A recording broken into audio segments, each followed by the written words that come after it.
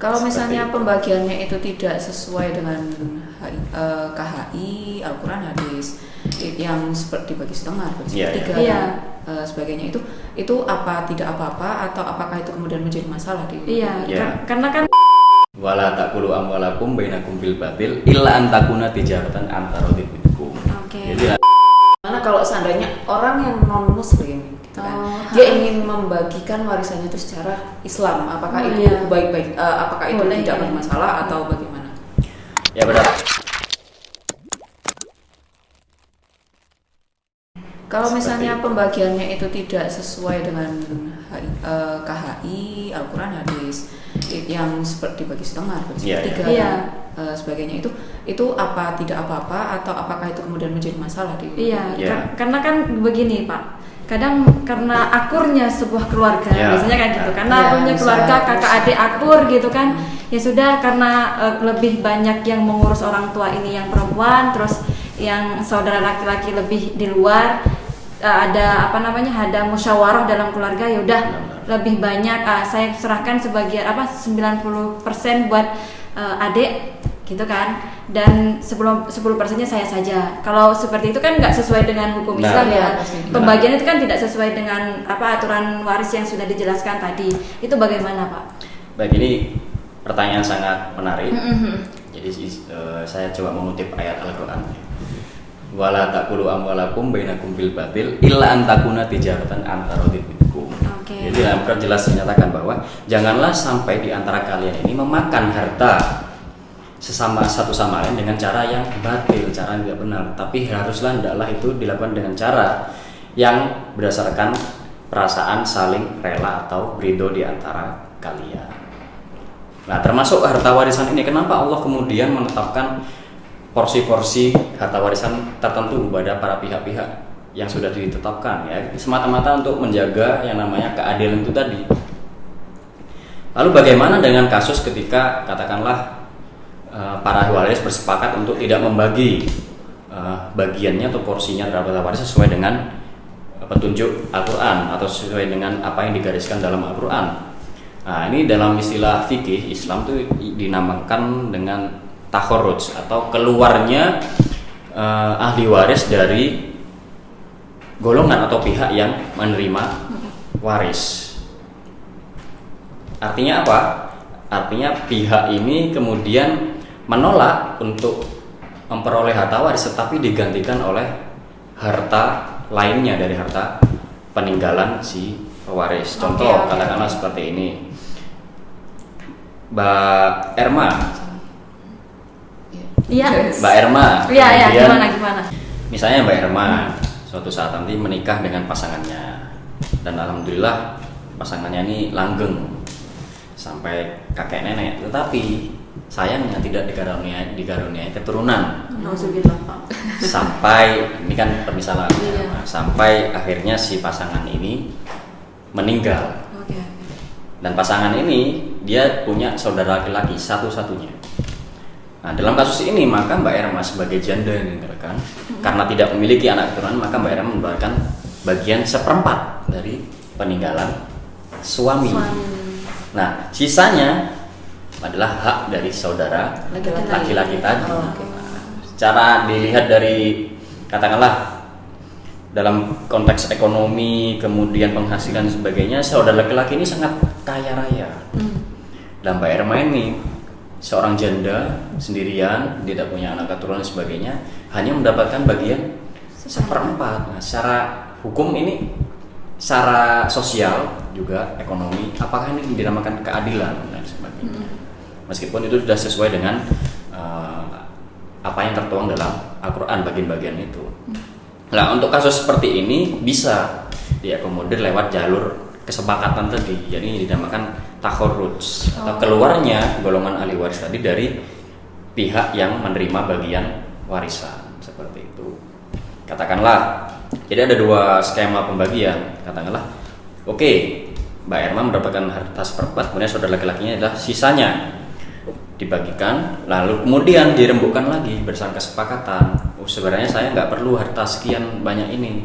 Nanti Mbak Erma sebagai mantan istri dari saudara saya kasih deh harta sekian. Jadi dibagikan dulu sesuai dengan hukum yang ada. Lalu kemudian setelah dibagikan ada kesepakatan di antara kedua belah, antara Mbak Erma dengan saudara laki-laki mantan suami untuk bagaimana kemudian membagi harta ini sesuai dengan porsi masing-masing, sesuai dengan kebutuhan masing-masing, seperti itu. Itu skema yang pertama.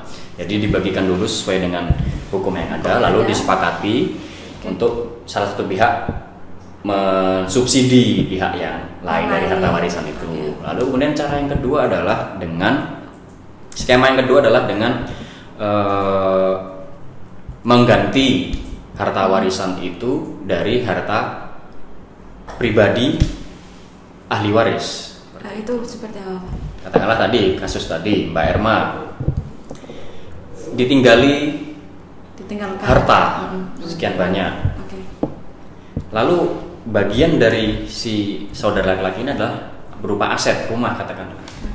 Nah sebenarnya Mbak Erma ini lebih butuh rumah daripada uang.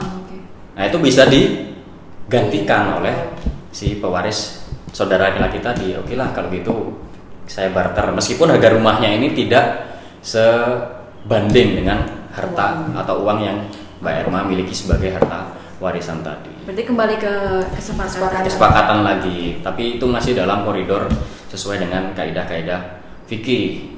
Itu artinya harta peninggalan ini, jadi si pewaris saudara laki-laki ini punya rumah, tapi bukan dari harta warisan. Jadi memang rumah dia, tapi karena Mbak Erma ini lebih membutuhkan rumah, maka harta warisan yang Mbak Erma punya berupa uang tadi diganti dengan rumah pribadi milik si pewaris. Jadi ada barter di situ. Jadi barter antara ahli waris. Karena berdasarkan pertimbangan Mbak Erma lebih butuh rumah daripada uang. Seperti itu. Oh, berarti tetap ya, walaupun ada kesepakatan seperti itu, pembagian tetap harus sesuai dengan tata cara yang sudah diatur dalam hukum Islam. Nanti baru ada kesepakatan musyawarah itu di luar dari. Jadi setelah dibagikan disepakati. Atau ada cara yang selanjutnya, yakni gimana? Dibagikan, disepakati dulu sebelum dibagikan. Jadi masing-masing pihak berdasarkan kesepakatan rembuk, semua saudara dikumpulkan, para ahli waris dikumpulkan, disepakati bahwa oke lah kita sepakat tidak membagi harta warisan ini sesuai dengan ilmu faraid, sesuai dengan hukum waris Islam yang ada di Al-Quran maupun di KHI.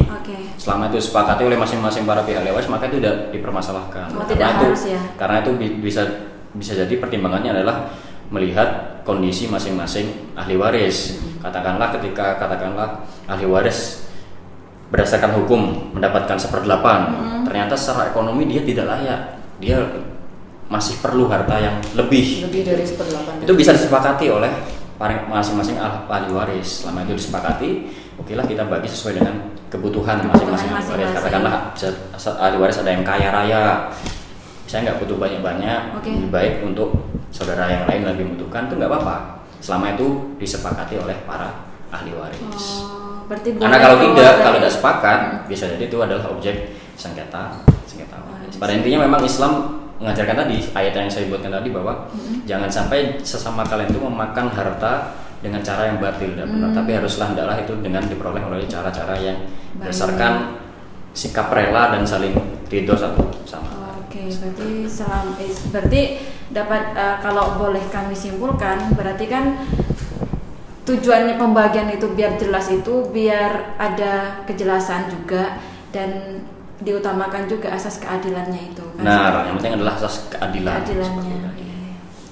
Karena kan dari tadi sebenarnya kita membahas tentang orang Islam, bagaimana pewarisnya, dan gimana kalau sekarang posisinya kita balik nih. Jadi gimana kalau seandainya orang yang non Muslim, gitu kan, dia ingin membagikan warisannya itu secara Islam, apakah itu baik-baik, apakah itu tidak bermasalah atau bagaimana?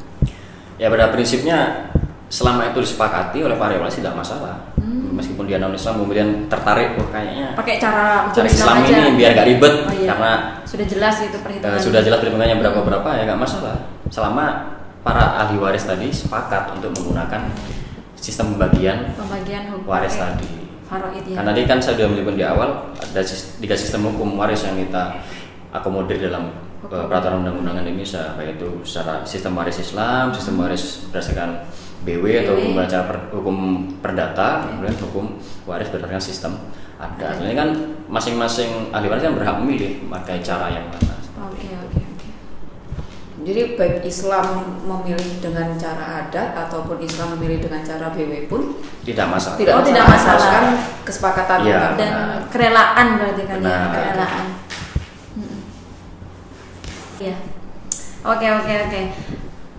Berarti kalau misalnya ini Pak, apakah kita boleh membagi, ini kan masalah kalau waris kan untuk memang dari 3 golongan tadi untuk yang waris itu. Kalau misalnya masyarakat itu membagi waris itu sebelum meninggal, jadi tidak dibagi. Kalau tadi penjelasannya itu kan waris itu lahir dari setelah pewaris itu meninggal, baru muncullah harta warisan itu. Nah, kalau misalnya ada masyarakat yang saya bagikan sekarang deh sebelum meninggal biar tidak tengkar seperti itu. Saya bagikan waris ini untuk kamu kali A, waris ini harta ini bagi untuk B. Apakah itu boleh? Karena kan masyarakat kadang ada ya yang seperti itu. Jadi biar saya tidak mau anak-anak saya itu rebutan harta waris. Jadi saya sebelum meninggal maka saya akan bagikan saja gitu ya. Biar saya tenang di dalam kubur kan misalnya. Ada yang masyarakat seperti itu kan. Seperti itu seperti apa Pak? Ini pertanyaan yang sangat bagus juga Mbak Rema. Tapi saya izinkan lagi mengutip dari hadis kali ini. Oh iya, seperti apa? Bahwa dalam satu hadis itu disebutkan bahwa innallaha qad a'ta kulladzi haqqin haqqahu fala wasiyata liwaris. Bahwasanya Allah itu sebenarnya sudah membagikan kepada setiap orang itu haknya sesuai dengan porsinya. Dalam hal waris maka tidak ada wasiat bagi para ahli waris. Sebenarnya dalam Islam tidak dikenal wasiat bagi ahli waris karena ahli waris sudah ditetapkan bagiannya masing-masing. Untuk apa diwasiatkan? Jadi dalam Islam tidak mengenal istilah wasiat bagi si ahli waris, tapi mengenal wasiat bagi orang di luar ahli waris seperti tadi anak angkat tadi dan sebagainya. Tapi untuk ahli waris sendiri itu tidak dikenal seperti itu. Tapi kalau dalam sistem hukum perdata itu dikenal, namanya testamen.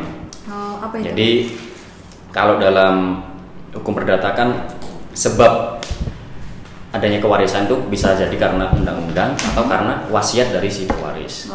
Jadi si ahli waris ini menerima harta waris berapa itu bisa berdasarkan undang-undang. Kalau dalam undang-undang KUH perdata itu ada namanya legitime porti. Jadi juga sama seperti Islam, ada beberapa hak yang sudah ditetapkan bagi golongan-golongan tertentu dalam ahli waris. Katakanlah anak, kemudian istri, kemudian saudara, ayah dan sebagainya sudah juga ada di KUH perdata. Nah, selain dari undang-undang itu juga bisa berdasarkan wasiat. Wasiat ini apa? Ketika si pewaris sudah menetapkan siapa saja yang nantinya akan memperoleh harta warisan, si A berapa, si B berapa dan lain sebagainya. Tapi sekali lagi dibatasi, jangan sampai itu merugikan hak-hak ahli waris yang lainnya. Sebenarnya ahli waris ini punya hak sekian, tapi karena ada gara-gara wasiat ini kok jadi dirugikan, itu nggak boleh. Itu tidak boleh. Nggak boleh. Jadi tetap harus mempertimbangkan kedudukan ahli waris yang sesungguhnya atau porsi dari ahli waris yang sebenarnya harus diterima. Jadi jangan sampai wasiat itu merugikan, justru merugikan ahli waris yang lainnya. Seperti itu. Kalau merugikan berarti boleh dikesampingkan. Iya, wasiat itu akhirnya dikesampingkan. Jadi harus dibagi berdasarkan legitime porti tadi yang diatur dalam undang-undang seperti itu. Oke. Baik, sangat mengedukasi sekali, informatif sekali kan. Ya. Terima kasih Bapak Naji. Dengan ini kami tahu bahwa sebenarnya hukum waris dalam Islam itu sangat detail dan memberikan kepastian kepada masyarakat. Tapi juga jika masyarakat itu tidak mau menggunakan hukum yang ada, bisa menggunakan hukum peraturan yang tata cara yang lain selama disepakati oleh masyarakat seperti itu kan. Para ahli waris. Ya, jadi harus intinya itu adalah kesepakatan oleh para waris, ahli waris ya, para ahli waris. Kalau tidak berarti harus sesuai dengan kembali ke aturan yang ada kan seperti itu. Oke, nantikan terus obrolan kami di YouTube Rumah Keadilan. Salam keadilan bagi rakyat.